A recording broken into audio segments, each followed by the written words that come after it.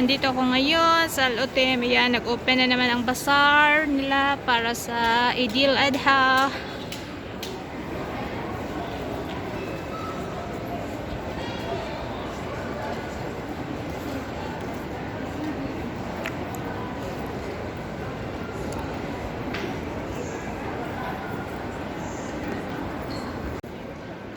Dito yan sa loob ng mall.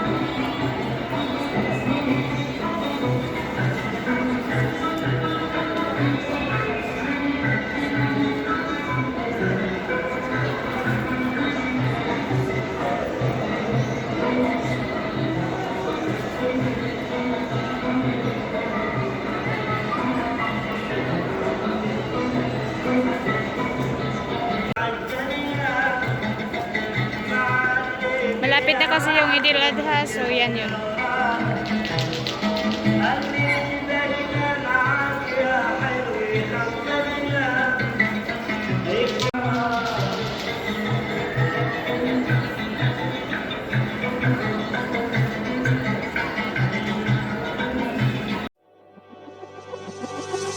We're falling out, we've reached disaster.